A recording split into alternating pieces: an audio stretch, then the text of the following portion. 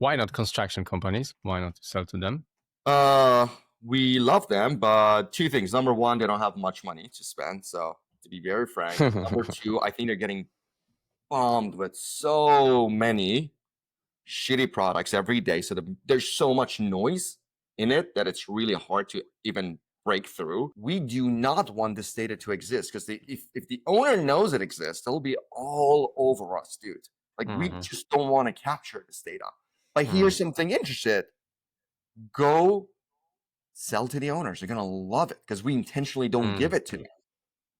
and that's how that is the origin story of OnsiteIQ. 95% projects don't even have a model. If they have how many percent? What was the percentage? I was 95%. And if there is, the contractor has put it together to do the pitch and win the bid. And then it gets shelved. Hey everyone, and welcome to the Bricks Bytes podcast, where we dive into construction and AEC technology.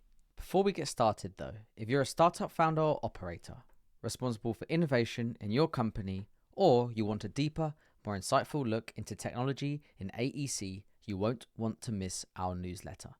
From deep dives into particular technologies such as AI, robotics, design, software, and so on.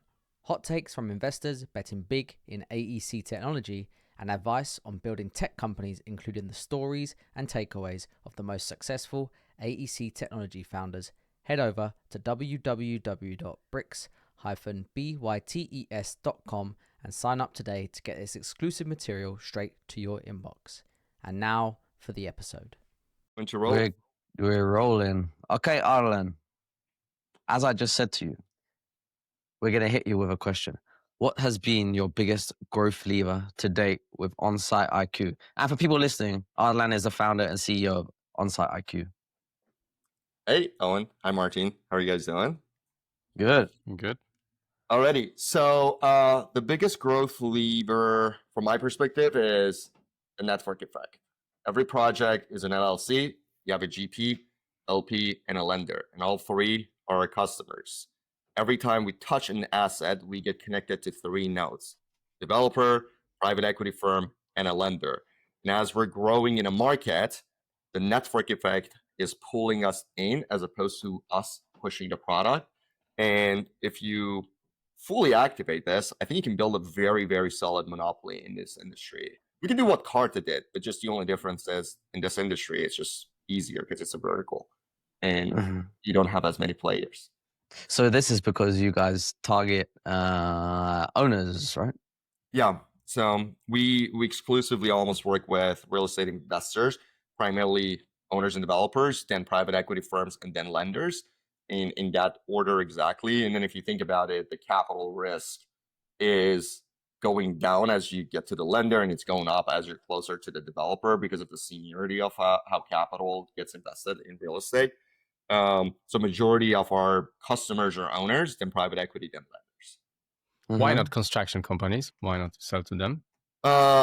We love them, but two things. Number one, they don't have much money to spend. So to be very frank. Number two, I think they're getting bombed with so many shitty products every day. So there's so much noise in it that it's really hard to even break through. Like 20 chatbots that analyzes now floor plan or specs. Good luck getting through that. Like the only way to do it is with just raising more money and marketing spend, really. Maybe a little bit of product as well. And the third one is I really, really think the industry is suffering from an information asymmetry. So 20 years ago, real estate development was very regionalized. You were in New York, you would develop in New York, right? You were in LA, you would build in LA. And the capital used to be in the coast as much as possible. And what happened over time, these funds started growing and growing. So you have consolidation of capital in New York, in LA, and probably Dallas, Miami, San Francisco, right? That's where the money is. But from an underwriting perspective, if you have a $2 billion fund, you can't just jam pack that money into New York City. First, the city doesn't have the capacity they don't let you build. Let's start there.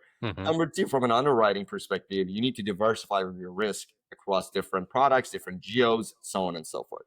So what happens is now I'm going to deploy $2 billion across 50 states or 30 states. But I never had the infrastructure to oversee that money. So what happened?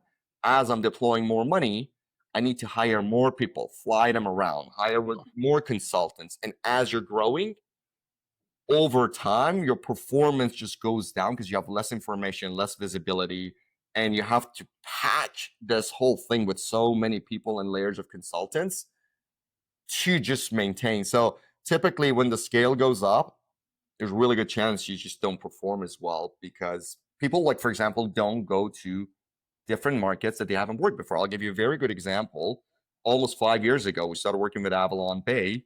That was our first project in Florida. It never built in Florida, right? Avalon Bay is a humongous REIT. And hey, what do we do? The first one, we're going to do a JV. The same thing a couple of years ago when they wanted to go to Denver or Colorado. Hey, let's do a JV with Greystar. Greystar's local in that in that region. They'll show us the ropes and then blah, blah, blah, right? So there is still regionality. And then these owners and these platforms, when they scale, you run into lack of visibility, right? It's like if you're a VC, you invest in a bunch of companies, but you don't really see what the company's doing. You're just seeing a balance sheet spit out every month. You lose control. You're not engaged and involved in the board, right? Then it turns into spray and pray to some extent. So you're capturing the data on construction sites, and what do your clients do with this data? Yeah, by the way, should we just take a step back? Like, how are you capturing this data? Maybe we should just explain what the product is. Yeah, why don't I give you an overview? We're a construction intelligence platform. We work with owners, developers, private equity firms, and lenders to help them oversee their construction projects at scale. So we work with the capital allocators. And what we do, we've built a network of capture specialists. We're active in 110 markets in US and Canada. That's our geographical focus for now. We have a backpack and a 360-degree camera. They show up to the projects every week and they walk 100% of that job site. They have a simple app. We know where they are. We know the minutes through the camera timer, and that's how we pay them. So we understand and we have a really, really good control. And then that data gets mapped to the floor plan, like Google Street View. That's what we call documentation. Very simple, straightforward. People typically use it to verify change orders, fight back against defect claims, and delay claims. That's literally, those are the three things that core data imagery does. Then from there, we've trained an AI engine and it's human assisted. Imagine Tesla, right? It takes a long time for you to reach an FSD state. So people go there and say, hey, it's fully automatic. There's no human in the loop. Bullshit. And then people who go and say, oh, there's human in the loop. Of course, dummy. Have you ever trained an AI engine? It takes time to label the data. It takes years to accumulate that amount of data to reach autonomy. And then we track progress. So if I am a developer, I have 20 projects. I come to OnsiteIQ's dashboard. I can see the progress. I can see which projects are not going to hit the baseline underwriting completion date, right? Because you underwrote a deal. We're going to put in $100 million in 18 months. It should start spitting out this much money. And that 18 month now is 24 months. So your IRR is impacted because you're not collecting money fast enough. And then we track progress for them. So they can, and then if they want to see the why, they can drill down. We track 22 standardized traits. That's another problem because I'm an owner. I work with 22 different contractors or 22 different schedules. So someone had to make standardization a thing from the owner's point of view. And where we're going is now we're going in the next 2 years beyond just imagery and progress.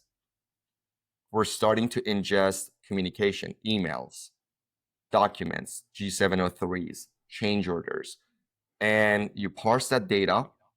You get an off-the-shelf GPT-like model, Llama GPT, doesn't really matter. Like you find the one that performs the best.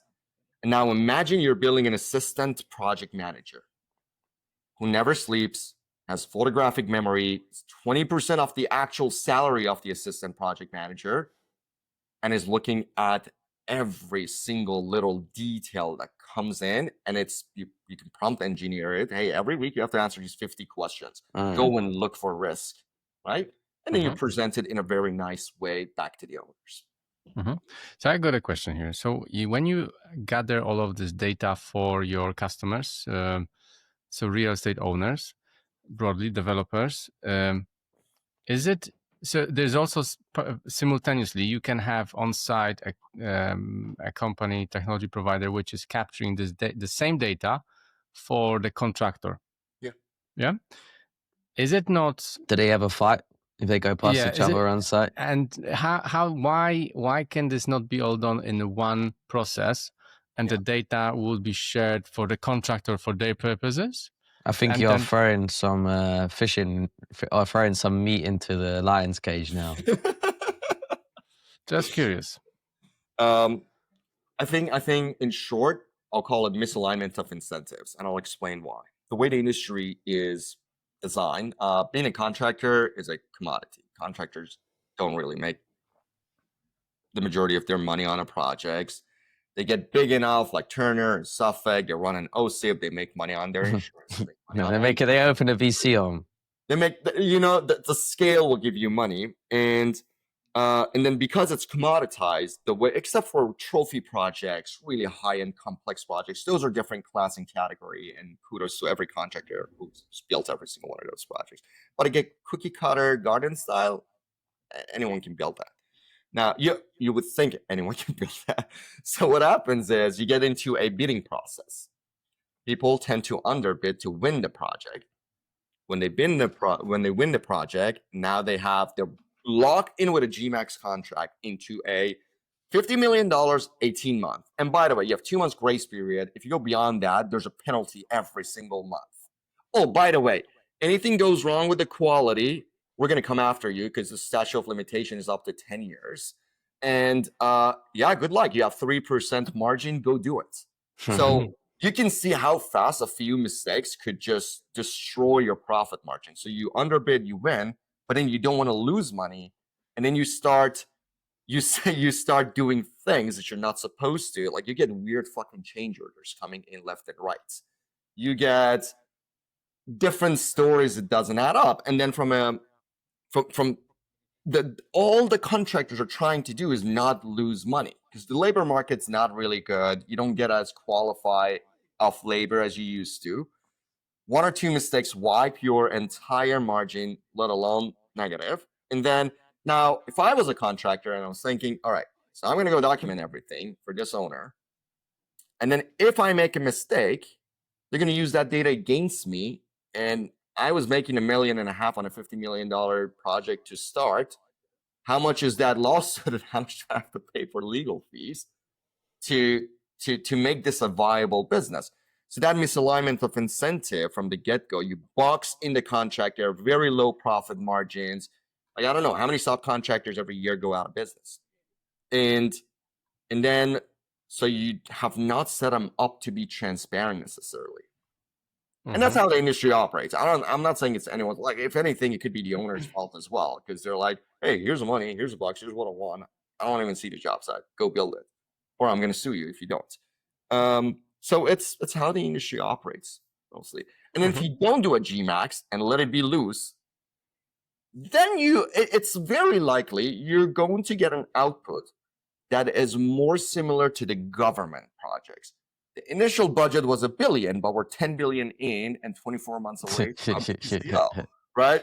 So it's a delicate balance of if you don't box it in and do a GMAX, then could it spiral out of control? Yeah, I was just gonna look up something. Budget, you carry on because you said about a government project, but I think there was some project over in Scotland or something where they had like a budget of, I don't know, like double-digit millions, and it ended up being in the hundreds of millions. So you're not exaggerating, is the point I'm trying to make. Look at the California Railroad project. Yes. Billions and nothing to show for. Yeah. So Ardalan, are you saying that so misalignment of incentives, so a contractor, perhaps if they're using some form of capture solution on site, they're only going to show or perhaps record or report on the data that they filter the data essentially that they're displaying to their upstream? 2 steps. Number one, and this is a sad thing about this industry, but I think it'll eventually get better. Maybe it takes 20 years, but who knows? First is they are very careful about what piece of information does get captured. Let me tell you the backstory of OnsiteIQ. When we started with the same exact system and network and everything, we started piloting with 2 or 3 contractors in New York. I was doing the walks, and I was doing it for free. After a couple months, I went to them and said, this is hilarious. This is like $100 million project. I just wanted to see if I can transact and if someone's willing to pay for this. After 3 or 4 months on a 400,000 square foot large project in New York, I went back and said, guys, I'm going to charge you $12,000 for the next 2 years. I'll just show up like a sucker every week and walk your job site. Would you pay me? And they had all these project executives in the meeting and the VPs, the whole shebang, and the scheduler. And they said no. 12 a month? 12 a month, you said? No, $12,000 total. Like it was just the whole thing, $12,000. And then they're like, no, we don't think there's value in it. When the meeting ended, I had a champion who actually piloted this. The guy was very, very progressive. I won't mention his name because the company will be like, you can link it back to the company, but he came back to me and said, okay, I like you. I'm going to tell you why. We do not want this data to exist because if the owner knows it exists, they'll be all over us, dude. Like we just don't want to capture this data. But here's something interesting. Go sell to the owners. They're going to love it because we intentionally don't give it to them. And that's how that is the origin story of OnsiteIQ and why we're working with the owners. Like, all right, it kind of sucks because you have to build operations, but if that's the case and there's an information asymmetry and there's just misalignment, there's a great way to level the playing field for the investors and the contractors. So now if there's a shitty change order coming in, they're both on the same level because the owner can go back to the data and say, you're lying. We record every customer interaction call. I can send you endless stories of, oh, there was a change order, blah, blah. They wanted 100K. We looked, it was only 20K. We knocked it down and paid it, right? And it's just constant game of, because the engineers in the contracting firms, they are incentivized to push change orders through. They get comped on it. It's like a sales commission. When you set up a system like that, you're setting everyone up to screw each other over. So the only thing, they say sun is the best disinfectant. The only thing that will solve this is transparency. I have the data. Let's look. If I owe you, I'm going to pay you. If I don't, I won't. I struggle to see a strong argument where it doesn't make sense to go upstream. I think with Ardalan, when we chatted, we said we had been exploring this motion a little bit more recently. Like when we spoke to Chase from Built Technologies, they go way up the food chain, like as far as you can go. And then there was also another company that we spoke about who are building AI solution, but their primary target customer is the owners. And I thought this was a very interesting take because the owners I don't know if the word is enforce, but like influence the decision on what technology, etc., gets actually implemented within the operation or the construction of not the operation, but the operation of the construction. They own the product in the end of the day, so that's their thing, yeah. Yeah, and just you guys heard of this? Like money talks. The entire project comes from the ownership. So if I'm a lender and I want you to dance for me to give you $50 million, you'll probably dance if it's a good deal. You know what I mean? So if you think about the capital flow, and by the way, shout out to Chase Gilbert and his team. I think Chase is one of the most underrated and quietest founders in the space who just fucking executes and gets it done instead of just marketing and I don't know. Like that's a real business. I love that team. I love that product, and Chase is it's like a mentor to me. I really, really like him. But it's hard to sell technology to the ownership. Majority of our customers, some are Fortune 500 if you talk about QSR and retail. Some are publicly traded, but they're not used to purchasing technology. A typical developer to start needs a Microsoft Suite, an ERP system, and probably they buy a bunch of data on demand to just underwrite. That is it.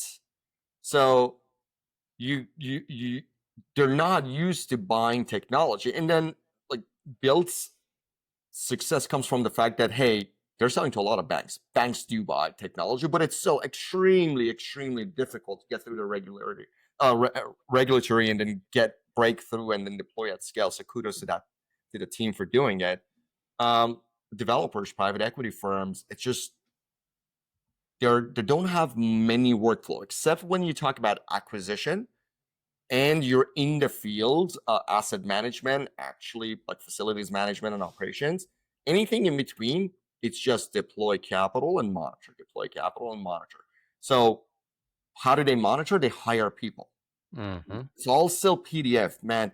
The G703s, it's insane. The schedules. Like here's when I say misalignment of incentives, majority of contractors do not give the source file of the schedule to the ownership. They just spit out a PDF because they're worried they're giving them the necessary data to go and manipulate and see if the contractor has fucked with the float. Is this end date still real? Or did you guys just compress the schedule to an unreasonable? So they don't. They just export a PDF and just send it to the ownership. And so if you build a good monitoring tool, analytics and monitoring tool for the capital deployers, I think you have a very, very good chance that you're building a hub. Every workflow that exists, information comes in, you just analyze, you just help them monitor. That's their job. Eventually deploy capital, monitor capital, right?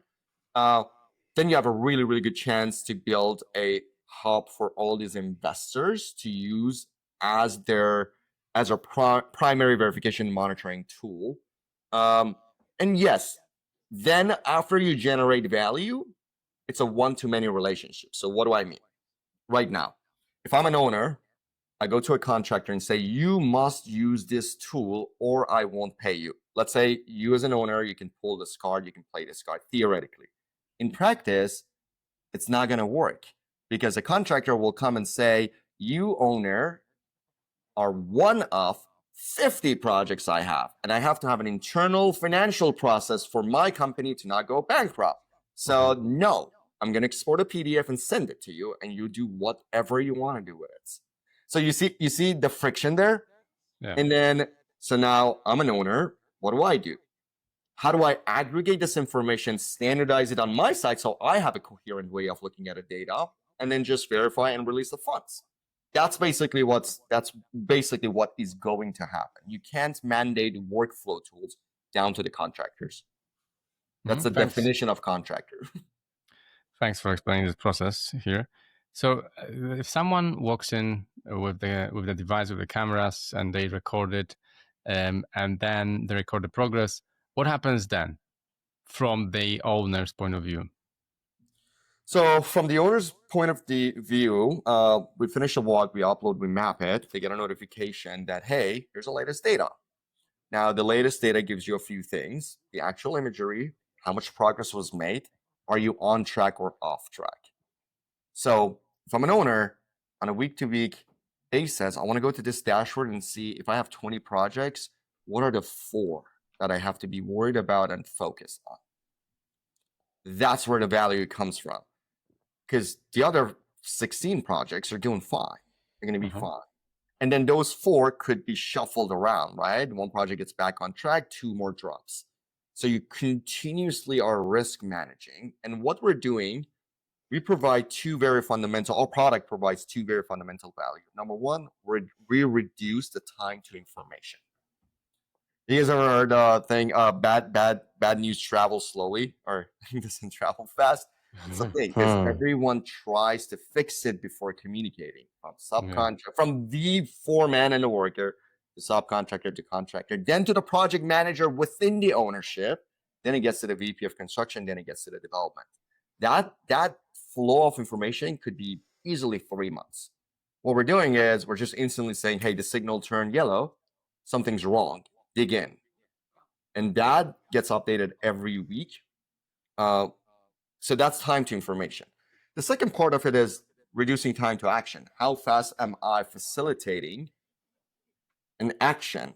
Send an email, share an image, take a screenshot of this trend and then send it to someone. Put something into motion so you can create a very, very effective feedback loop. I get the data, I analyze the data, I take action. And if you do that, we're on average right now reducing delays by 15%. So that's like, we could do better, but that's still a great stuff because the owners know earlier. Yeah. And you know what's really funny? Sometimes if the owner knows legitimately there is a problem on a project, the math in their head could be, okay, 3 months of delay versus I pay my contractor $1 million extra today. The answer could be, I'm going to pay a million extra. But the perception of most contractors is, oh my God, I'm boxed into this Gmax. I should just fix this or hide this. Mm-hmm. Whereas if the owner knows, a lot of They have different perspective. They could come and say, hey, how can I help you? Because if this project doesn't open early, it doesn't matter that I'm going to come after you. I still am not collecting rent. And I have to respond, like I have to report back to my investors and LPs into the fund, into this project. Hey listeners, I want to take a quick break to remind you about the Bricks and Bytes newsletter. If you're interested in learning about the technology shaping the future of construction, you won't want to miss the valuable insights we share each week. To get this exclusive content delivered straight to your inbox, head over to www.bricks-bytes.com and sign up today. Link is in the show notes. Back to the show. Mm-hmm. So who is the person like receiving this data? Is it all the time the same type of person from owner's point of view, or I'm just trying to figure out how in depth they can analyze it and like what would be their day to day to deal with it? Does data come with a report, or how structured it is? What can they get out of it apart from the progress? So there are different layers of data. One is the imagery. Every single floor or region, it's very flexible. So if you have different phases to the project, for build to rent, we walk every single unit. So if you're building communities, shout out to Welltower. They have this strong position in senior living, and they're building 20 something communities at a time. We track every unit within every community. So you get roughly 4,000 homes that are getting walked, right? So we set it up however they want, gets walked, imagery. But if you can imagine at scale, you can't go and see all the imagery. But at that layer, if you're talking about developer, a project manager will go into the imagery because they're in the weeds. Mm-hmm. If you're going to the private equity firms, you're looking at asset managers, VPs of asset management. They go through that data. If you go to the lender side, you get the fund control team. Like those are your 3 layers. Then you track 22 trades, and every week with every new data point, this data gets updated, and we track every trade per every region or floor or unit. That data gets aggregated. So that middle data, you're now bridging between PM and a VP of construction, right? Now you're going up, or senior director of construction. And then a level above is everything gets aggregated. You're at 60% and you're behind schedule because we can see. And that is where you go VP of construction and you bridge to the VP of development and you bridge to the operations team. Because at the end of every project, there's a facilities management team, there's an operations team ready to mobilize. There's a leasing team who's renting these units already and promising, hey, we're going to be open on July 1st. But then are we? Right? Because that person deserves to know, because then they have to go and do damage control. It's like if I go and sell a product that we don't have and then you just toss it to my customer success team, they have to eat a lot of shit for the thing that I did not deliver as promised. So it's the same thing where it's a chain and it has a domino effect when you have a delay. The worst part about it is if you miss the window, like schools start in August. If you had a plan to open in April, May, and the project got delayed and you missed the August window, you're kind of screwed because people with kids have already rented their place. If it's a student housing, forget about it, right? There's some regions that are immune to this time window open date situation, but majority of the states and cities are not. One last thing on this. How do you track the progress?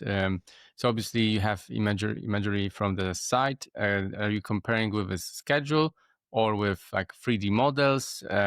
So the that's one part of the question. And also, is there any quality control there? Imagery being compared to the model, or how technically smart the hardware or software probably is?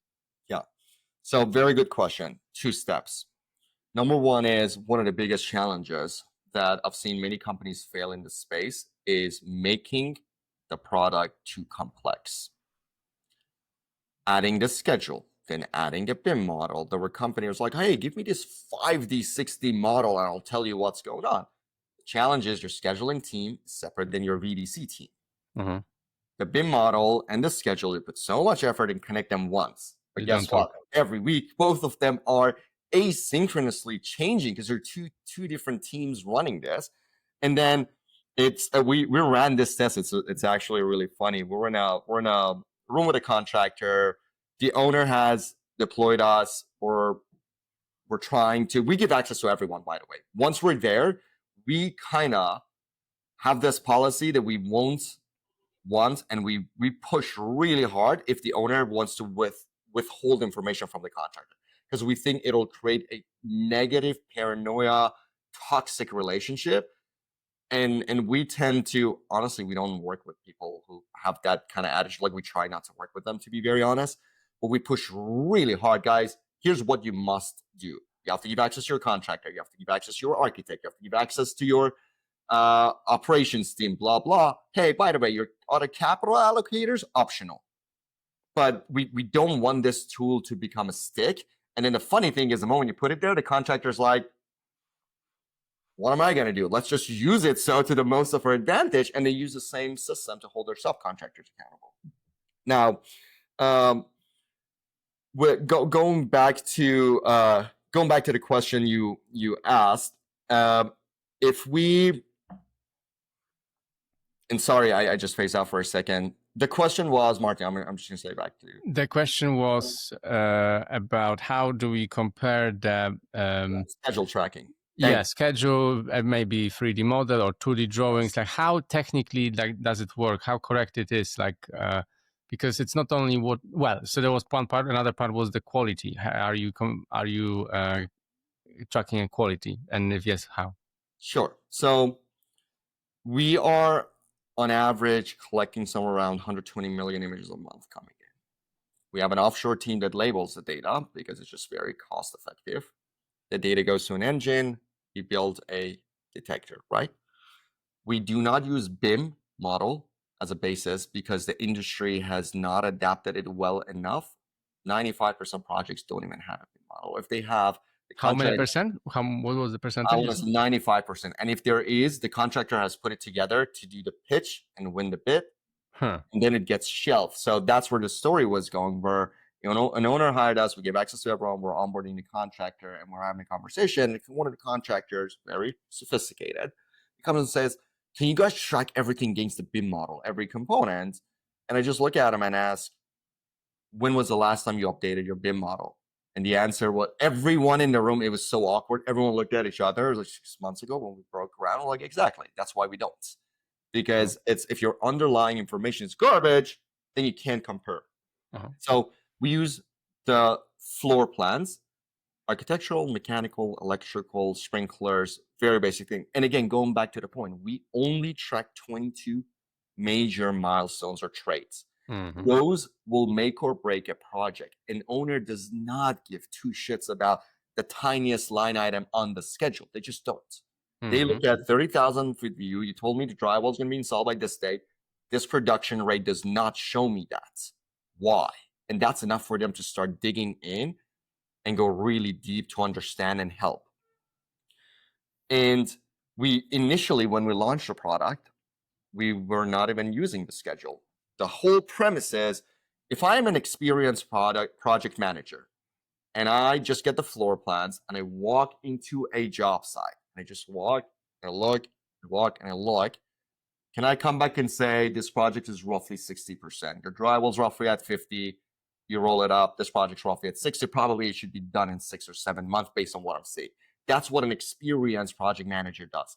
It is exactly the same way they train Tesla. Tesla doesn't follow rules. They give it a bunch of inputs of, here's all the videos, And here's what our top drivers are doing.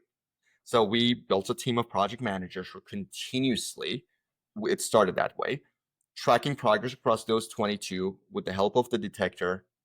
And over time, you have an input of floor plan, video, and that's it. The labels are those 22 milestones that we had to start manually, and over time, one by one, you make automated. So you don't box it in, because if you set rules, you have what, 8 or 10 different asset classes: data centers, multifamily, retail, build to rent, hospitality. Like, you go on and on and on. And if you set rules, not every project's the same. Floor plans change, are different, the way they're structured. So we only can train with an incredibly massive amount of data, and that's the investment. The data is comprehensive, labeling is comprehensive, you can train the data. Literally, the reason why we built operations, it's like why Tesla put 6 cameras on every single car, because it's a continuous stream of videos and data coming in. And that was part of our thesis when we started the company, because we thought, hey, long term, if you build a really good fundamental model, you really can replace a human being. If you do DIY and just give the camera to the contractors, besides the fact that the market is crowded, your growth is capped, because You can only sell the where camera. are you going to go from documentation? Right? And that's what's happening in a majority of the people, because it's just too hard to walk the job site. Going back to answer your question, we typically land within 5% on the majority of the trades. With the overall, we land within 1 to 2% of what the owner thinks or what the data comes in. They actually come to our platform for a second opinion. Like, let me see what OnsiteIQ says, and what's yellow, and why it's yellow. And if there is something very off, like we had an example a week or 2 weeks ago. The contractor requested, hey, 90% of drywall's done, and our system's using and showing 60%. And again, this is a owner that has 30 projects. And we're like, no, it's not. Can we get on a call super quick? Like, there's no other way that you know this, right? It starts getting out of control from a scale on. And it's not that construction's not that hard. It's simple signals. You simplify. You track against the floor plan. Floor plans gets updated, but you can get the updates super quick because it just gets distributed. And then you just don't track 200 line items, because that's one of the things Disperse does. And I think that's one of the things they have to do, because they work with the contractors, because the contractor expectation is 200 line items. And the owner is, no, I don't care. I want to know these 22. These are my signals, leading indicators that a contractor will fuck up on one of the projects. And if one of them turn yellow, then I'm going to dig in. That's all I need to know at scale. Because what, like you have 30 projects and I give you 100 line items, it's like 30 multiplied by, it's like, what, 3,000 things to look at? You just can't do that. So that's why we design everything through the lens of the ownership. And surprisingly, almost no one's coming back and asking us, hey, can you add more milestones? They're like, no, there's plenty. Like, we can get what we want. But if you want to work with the contractors, expectation is through the roof. You got to track those That's a great 100 line insight. items. Yeah, that's a great insight. And if your customer's like, yeah, listen to your customer, right? They don't need it, then why are you gonna go build it? It's like if you have a big team, are you gonna go read every email they send or every little thing they do? No, you set up a KPI. They're very high level. You monitor them, and if they're not going the way you're supposed to be, or then you have the signal to go and dig in. Yeah. Yeah, you're right. It's only when you have to something goes wrong, and then you have to just go through 1,000 emails to check whether they said "and" instead of "or" vice versa. And you go, there's the one word, and now that means something completely different. And even that, when we're solving with the next phase of the product. So for every project we're starting to ingest all the communication, email, documents, everything. So then once you want to drill down, all that data is indexed and searchable really fast, right? Imagine an email goes to the PM. The elevator vendor says, hey guys, we're going to be delayed by 3 months to deliver the elevators for whatever reason, right? Tariffs, sanctions, you name it, like whatever it is. And in that email, that information is very, very important. to the development team, because that means your TCO can get pushed out by 3 months. You have investor relations, you have operations teams standby. So you want to make sure that one project across 30 that has this issue just gets surfaced really fast. Can we go on to go to market? I'd be very interested. We talked about how you segment your customers kind of already. So let's just dive on to how you get in front of. How do you get in front of and sell to owners? Wow, Sounds really hard. hard, man. This is this is why a lot of people don't sell to the owners. Is it hard or not hard? It is really hard. And again, the reason is they're not tech buyers to start. However, once you break through, your LTV is through the roof. Number one, we have almost no competition. Yeah. You compete maybe 15% of the time with a company called Multivista and then 5% with Open Space, Structured Site, or Drone Deploy. Like, that's it. That means when 80% of the time you're not competing, either you're up to something or you're an absolute idiot. I hope it's not the second one. Could be. It could be. No, point being, it's difficult to sell to the ownership. But when you break through, your LTV is through the roof because they don't want to change it. You just give them a good product. You build a good relationship. They don't want to change. So we started with an outbound sales motion. We started doing outbound sales. We go after large enough developers.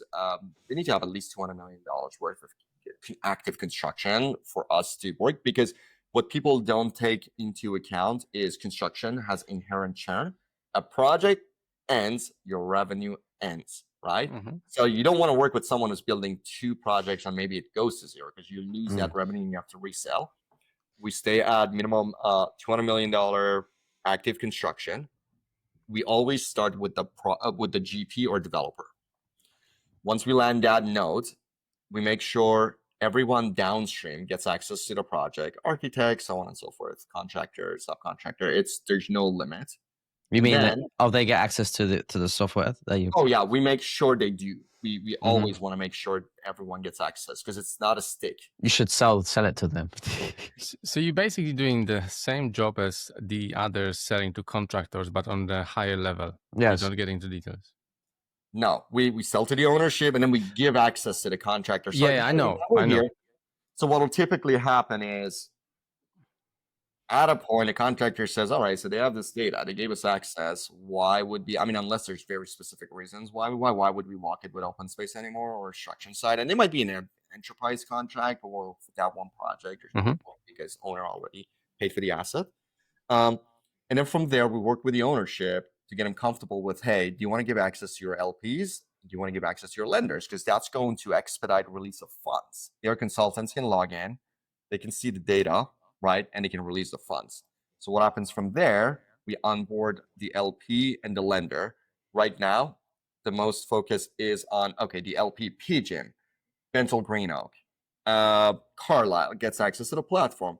How do we get them to go from 2, 3, 4 to, hey, this is a really good tool in our risk management toolkit, perhaps. And we just put it into the deals, underwrite it. It's very affordable. We'll just push it down. And we give access to all our developers who are working with us. They can do whatever they want to do. And then the frequency of the walks goes down as you go up the chain. So all the developers want weekly, because that's what it takes to really have the information that you need and capture. Then you go to bi-weekly and monthly as you go up the chain. Yeah, that's pretty cool. So the initial starting point's cold outreach to or outbound to developers, and then you work your way up the food chain, which sounds very effective. How do you what's your tactics for what outbound works to these developers? Very difficult. So characteristics of the owner market: phone works better than emails. Or phone, you say? Phone calls, phone calls. That's good old school cold calling, works really well. The relationship's very important. So we believe that having a very well qualified enterprise AE run the process end to end will yield better results than having a BDR and then a handoff. And so on and so forth. Then we took in strategic capital. So RIT Ventures, it's a multifamily fun. All the LPs are Greystars and Bazzutos and allocators and everyone in the world. So now they're an investor in our business. They did give us, a lot of them did give us the business that we needed. They tested, they gave us the opportunity to try. And they're like, huh, that's pretty good. So how do we roll this out? And it was very interesting. The investment and qualification of someone like RET Ventures helped us to get the pilots. Because even before that, some of these accounts are like, like the hardest part is getting them to try. Once they try, you can grow with the accounts. If they have $200 million worth of construction on our business, guaranteed we have them for many, many years. I don't want to say for life because you don't know what happens in 3-4 years, but the LTV goes through the roof. So the tipping point is $200 million of construction on a platform per account.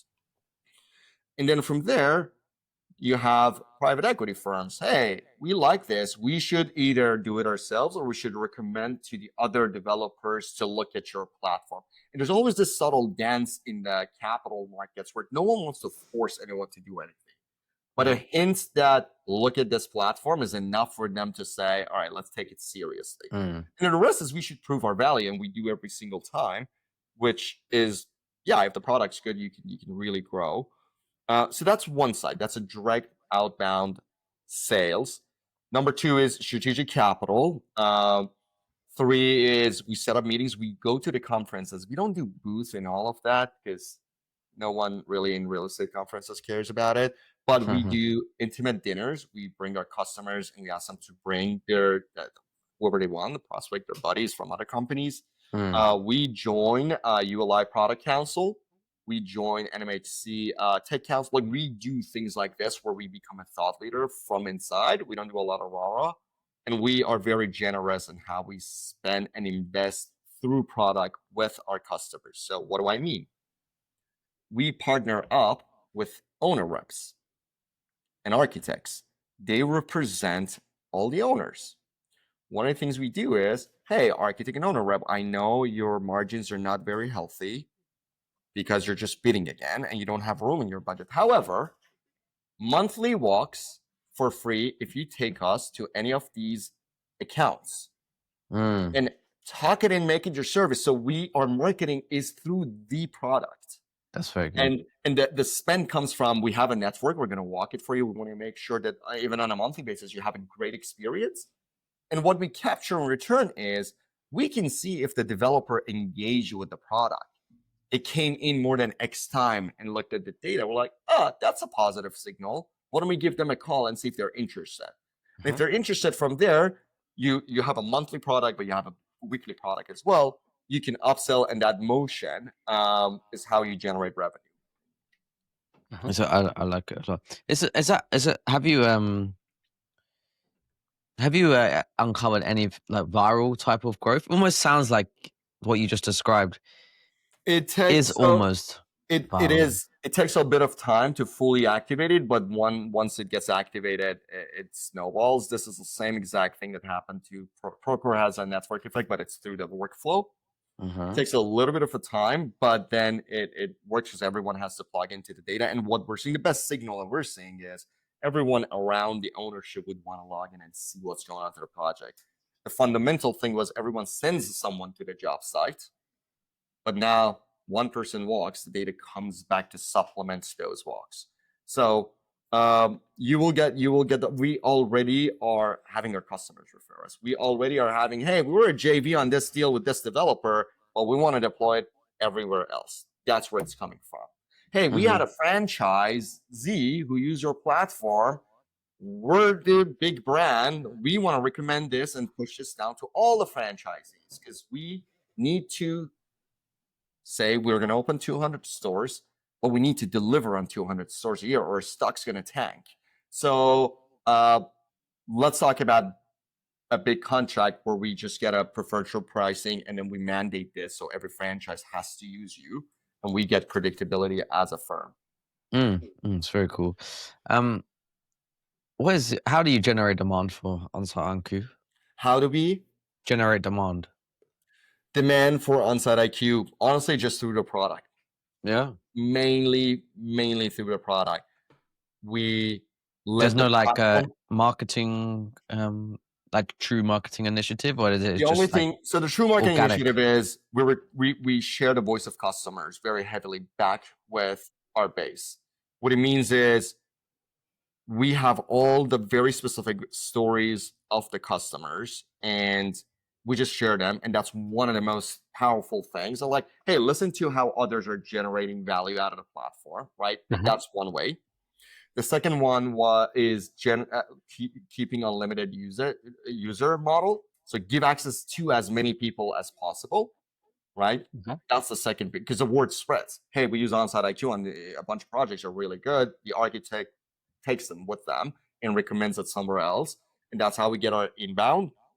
And yeah, and I don't think generating demand in a true sense, we're still. I think people listen to their peers. So another thing we invested in is doing just really high-end professional videos with the accounts that are fully deployed and have an enterprise agreement with us. And what that means is, hey, I am XYZ developer. I'm in the top 50 NMHC. But I can see Toll Brothers and I don't know, Zom and I don't know, Edward Rose and blah blah. They're all using you. And then they start taking you serious. It's like, all right, let us look into this because our peers are very well respected and you're not idiots. So those videos drives a lot of action because people don't want to be left behind. They don't want to be the first mover, majority of this industry, but they don't want to be left behind either. So they'll take us serious. It doesn't mean they're going to do it. They're very, actually, one thing about the owners are very much independent thinkers because they have to underwrite, they have to think about a deal. They don't get FOMO because there's so many deals and they've lost so many money throughout their career that they're like, hey, what is it of underwriting this? And those are the three ways. Main one is product. Let them use it, watch the usage, then they'll come to you. Very good. Do you have I know obviously typically in construction the scaling strategy is land and expand. Is there a similar thing with your targets as well? Target customers? Yes, depends on the market. So in a market that the rates are high, they don't have certainty and they don't have visibility into how much business we're going to do because we don't know if our lender is going to land or if we can raise the equity. It will be slower. In a good market that's more predictable, it's much easier. So typically either you do a free trial period, 2 to 3 months, free walks, multiple projects, you commit, and then hey, by the way, the expectation is when this is done, here's your pipeline. We already know what you have because we discovered that. And then this is the commitment, and we set the expectation. We don't do onesie twosie. In a market where they don't have predictability, like rates are fluctuating, it's a crazy land, tariffs are going up, you can't force them to commit. Like I can't force someone to commit to something they don't know about. So it's more like, all right, what do we have and what are you sure about? All right, we'll start there, and then we'll work our way up. In a predictable market, you give them 3 months of free trial and they sign a contract. It's real. The crazy thing about the owner's market is if you want to sign one project versus you want to sign an enterprise account that's $1 million, the delta is 90 days versus 120 days, maybe 150 days. That's your delta between I don't know, tens of grands versus $1 million contract, which is beautiful because we don't sit on a balance sheet. We're a pass through to the project LLC. So in the back end, we had to build. This is another very important thing that we had to build to work with the owners. The company signs a contract. The invoices goes to the LLC because owners don't let anything sit on their balance sheet. It's all passed through. It's all project cost, but they take the liability, but the payment comes from every single LLC separately, which is good and bad. The good is everyone's paying for it, kind of, you know what I mean? It's like everyone's invested in this project. So even I've seen crazy shit where the owners go and say, hey, I'm going to get my contractor to pay for it. It's like, why would you do that? It's your project. You own the whole thing. Just why would you want to go through that brain damage? And so it's passed through. The bad thing is if the project shrink, you go through an contraction. So in a bad market, you go through contraction. In a good market, you roar and you explode. And that's but in a good market, because you're not sitting on G&A of an LLC in a company, you're going to that project LLC, it just makes it so much easier for them to make a decision. Mm-hmm.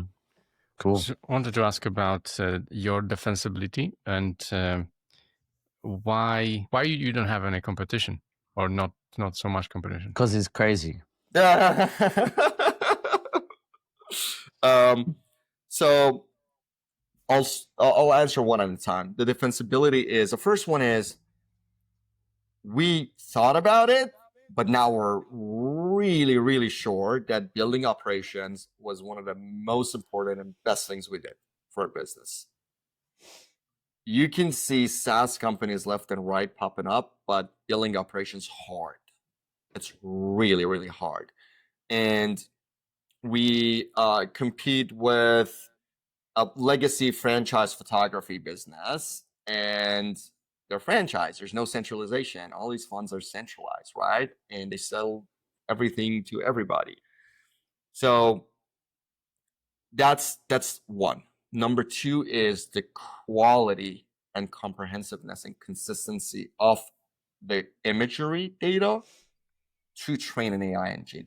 100% of the job site every week gets captured. So you have a longitudinal data that what happened, what was the sequence on this project. Our data is not half-assed like the DIY solution. Today, I'm going to walk a corner of the 3rd floor. Tomorrow, I'm going to walk 1/3 of the 6th floor. And then like, what happens, right? How do you train our true progress tracking? So your data quality should be like Tesla cameras streaming at all times, so you can just train a model with it. So that's one. Progress tracking itself. Now, here's a funny thing. Once we sign an enterprise deal with these owners, it is so sticky.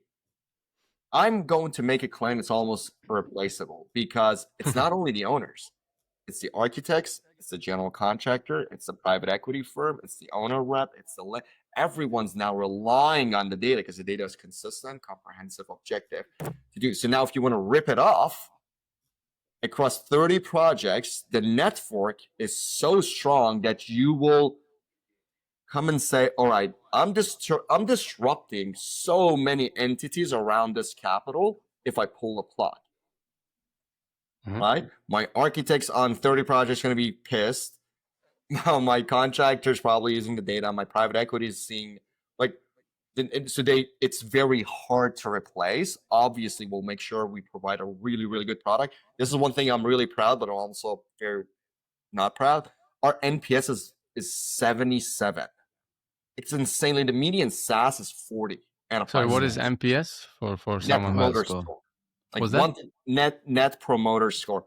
From 1 to 10, how likely is it that you refer us to a friend or something like that? And you get points if it's 9 or 10. From 8 to 6, it's nothing. 5 and below, you get negative points, right? That's basically how it works. Median SaaS NPS, enterprise SaaS NPS is around 40. We're at 77, which the other day I was telling my team, guys, we should tank this number. It means we're not taking enough risks. Like, it's okay to piss some people off. Let's just push the limit and see what we can get out there. But that means you have a high retention, really high stickiness, and as long as that number's high, the owners they don't care to look for other solutions really. It does the job. We're innovating continuously. Now, last question: why is 80% of the market we're not competing? My belief is that first, tech companies who sell around development and construction in the owner's world, very few of them. Like they don't exist. There's construction tech that they go to the contractors, or they're on the acquisition and deal side. Everything in between, and their facilities management when the project's over. Anything in between is a green area. That's one. And I think that's the most important. Number two, I think generically they're not tech buyers, to be honest. So it's really, really, really hard. So it's hard to break through. Once you break through, though, just imagine $2 trillion a year gets deployed into construction. Our take rate are double digits, basis points. And you could really build a monopoly. So Procore is doing what, $900 million in the last report that I saw, and the majority of the businesses in US and Canada and do, I think, around 10 to 12 basis points. I think we could take triple because we're replacing the actual role. We're working with the capital. We're not working with a contractor. There is money. 30 basis points or 40 basis points of a dollar when it comes to the development cost, it's not a lot of money. Your legacy project manager, owner, rep firms, they charge roughly 100 to 150 basis points. That's the range they charge. So if you imagine, hey, can I take 30% of that part of the market and just automate the whole thing? You walk the site digitally, you track progress, you ingest all the other information, you create this virtual PM that is triaging information, looking for everything. And then instead of 150 bips for 150 bips, I'm just going to charge 30 bips for it. And then just imagine, it doesn't mean you don't need a project manager. You need a lot less, right? You still need someone to go to your job site and scream at the contractor. Really, that's like the crux of it. That's how the job moves forward through screens. So this is 0.3% of what? Of construction cost or product cost? Construction. Mm-hmm. And that's your way of charging? Not today. It can grow into that. We're still in double digits today. So. But it could, Guys, it could go up, and it will go up. How people react to you charging them for the percentage of how much they're building? And Very how did you come up with it? We translated it to what the industry average is, and we present the pricing based on square footage. They get heartburn. They feel like you're taking a part of their heart. It's like, no, I'm not going to share my profit, but we'll just present the same pricing. Here's $1 per square foot. And then their mind just shifts to, okay, I'm used to buying everything per square foot or per door. That's how I buy. And then we just give it to them. That's okay. I don't care if I go out there and say, here's how much basis points we charge. I know how much construction dollars on my platform. And I know my revenue. I know what the basis point is. And I can increase and decrease the price for the whole cohort based on where I want to go. Or I can charge X dollar based on my relative revenue to achieve the basis points that I need. But I don't have to present it to our customers that, oh, it's this basis points, right?